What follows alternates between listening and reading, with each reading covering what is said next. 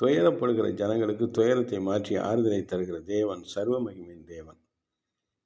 அவர் வாசல்களை பலப்படுத்துகிறார். உங்கள் எல்லைகளை செழுமையாக்குறார். எல்லைகளை அகலப்படுத்துகிறார்.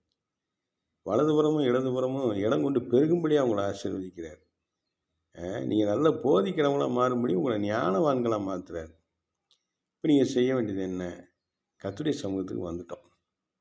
நல்ல இருதயத்தை சுத்தப்படுத்தி அவர் சமூகத்தில் ஒப்பு கொடுத்து நல்ல ஜெபம் பண்ணி, கர்த்தாவே என்னை ஆசீர்வதியும், என்னை பொறுப்பெடுத்து கொள்ளும், உங்களுடைய தயவுள்ள கரத்தினால எங்களை மூடி மறைன்னு ஒப்பு கொடுத்து நீங்கள் ஜெபிக்க ஆரம்பிக்கிற பொழுது கர்த்தர் உங்களை நன்மையினால் நிரப்புவார்.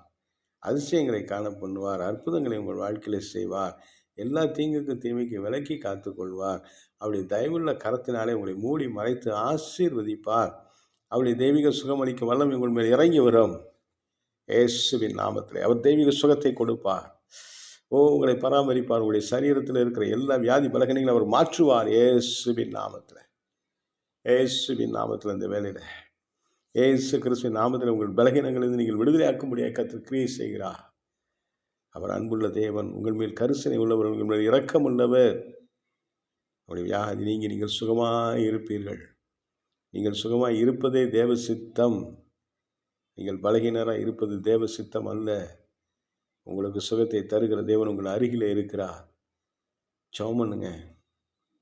இப்பயே ஜெபம் பண்ணுங்க.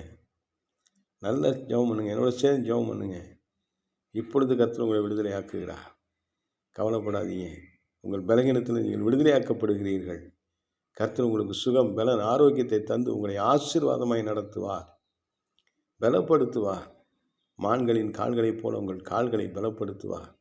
உங்களுடைய சிந்தைகளை, எண்ண ஓட்டங்களை பலத்த கரத்தில் எடுத்து நடத்துவார். அப்படி பலத்த கரத்துக்குள்ளார உங்கள் சிந்தனைகளை, நினைவுகளை கொண்டு போங்க. உலக சிந்தனை, உலக நினைவு வேண்டாம். கர்த்தருடைய சிந்தைக்குள்ளார வாங்க. கர்த்தர் உங்களை பலப்படுத்தி ஆசீர்வதிப்பார். உங்கள் பலகீனத்திலிருந்து நீங்கள் விடுதலை ஆனீர்கள். அல்லேலூயா.